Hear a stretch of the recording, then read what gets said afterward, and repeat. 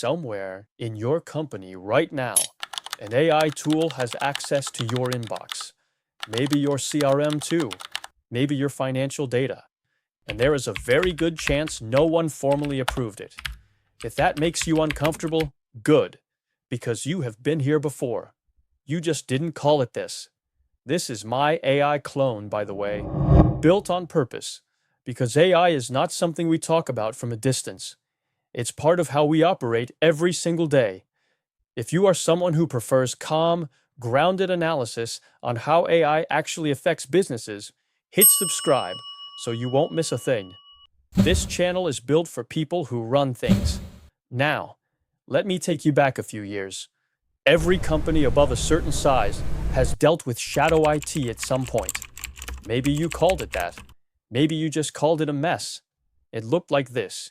Someone in sales signs up for a new CRM, uses their company email, pays with a personal credit card, starts storing client data in it, works great for 3 months. Then someone leaves, and nobody knows the login.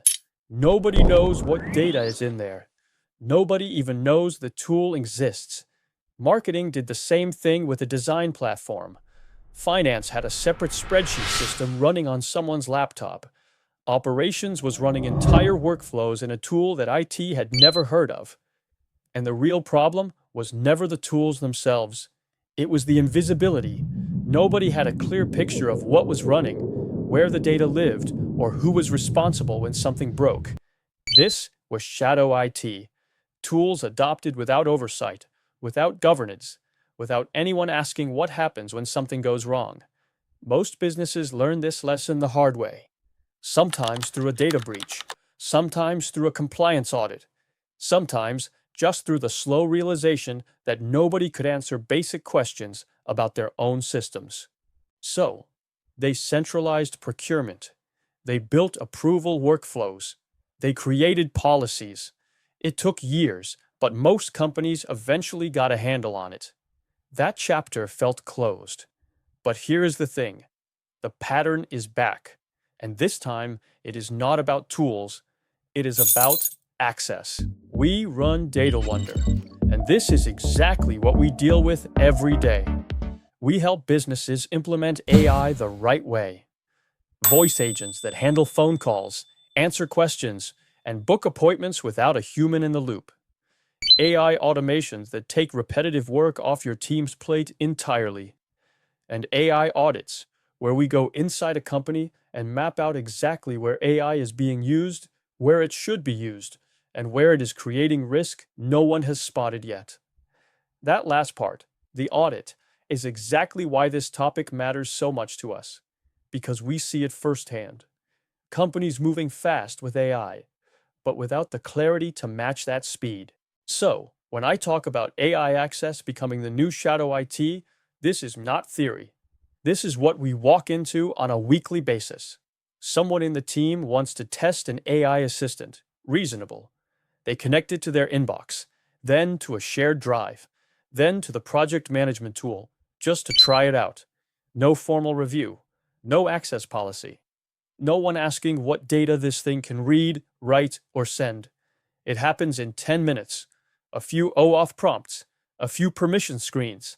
Click allow, click allow, click allow. And suddenly an AI system has read and write access across multiple parts of your business infrastructure, provisioned by someone who was just curious. And that is where it gets interesting. Because old shadow IT was mostly passive. A rogue spreadsheet does not send emails on its own. A personal CRM does not trigger invoices. An unapproved design tool does not modify production databases. But AI does. AI with access is not a passive tool. It is an active participant. It reads data, it interprets it, and it acts on it. It can draft and send messages. It can modify records. It can trigger workflows. It can make API calls that cost money. And it does all of this fast, faster than any person would. Which means by the time someone notices something is off, the damage is already multiplied. If you are finding this useful, hit that like button. It helps more people find this kind of analysis. Now here's the part most companies miss entirely. The risk is not that AI will make a catastrophic error on day one. The risk is that it works well enough that nobody questions the access it was given. Think about that.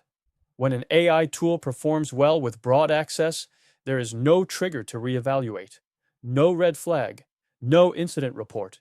It just keeps running, quietly, with access to systems it was never formally authorized to touch. And because it was set up by one person on one afternoon during one experiment, there is no documentation, no audit trail, no owner. That is shadow IT. Exactly. Just wearing a different coat. But here is the second order effect that really matters. When a traditional tool went rogue, the blast radius was small. One department, one dataset, one workflow. When AI access goes rogue, the blast radius is systemic. Because AI connects things. That is its entire purpose. It pulls from one system, processes through another, and pushes to a third. One misconfigured access point does not just affect one area, it cascades. An AI with access to your CRM and your email and your billing system is not three separate risks. It is one interconnected risk with three amplifiers. Imagine an AI assistant that reads a customer complaint from the inbox, updates the CRM status, and triggers a refund through billing. Each step might be correct in isolation, but if the logic is slightly wrong, if the context is misread, if the threshold is off, you are not fixing one record. You are fixing hundreds, because the AI does not pause to double check. It processes and moves on. And the worst part, nobody is watching, because it was never officially deployed. It was just a test. Now, I am not telling you this to make you afraid of AI. That would be the opposite of what we believe. We build these systems. We know what they can do when implemented properly. The value is real. The efficiency gains are real.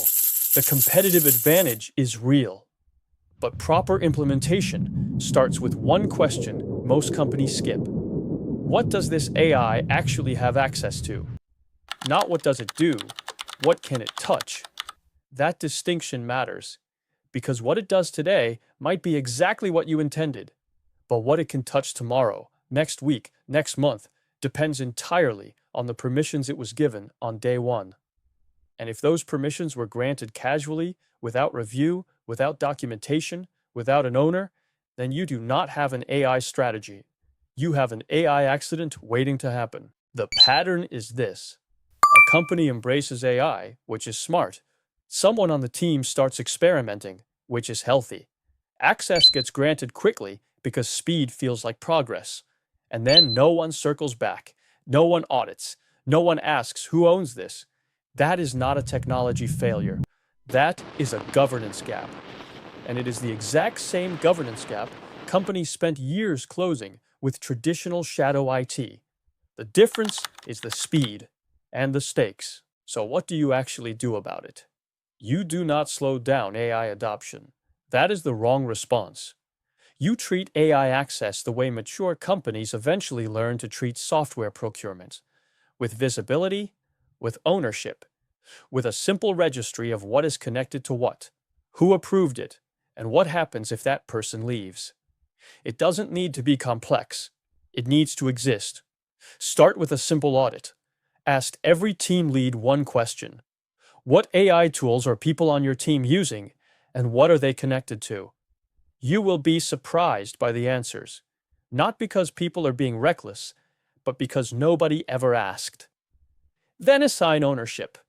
Every AI integration needs a name next to it, a human name, someone who knows what it does, what it can access, and who reviews it periodically. This is not bureaucracy. This is basic operational hygiene, the same kind of hygiene companies now take for granted with traditional software. Because the companies that get this right are not the ones that avoid AI. They are the ones that know exactly where AI lives inside their organization, what it can touch, and who is responsible. That is the difference between strategy and chaos wearing a productivity label. I would genuinely like to know, Have you looked at what your AI tools actually have access to inside your company? Or did it start as a test and just keep running? Let me know in the comments.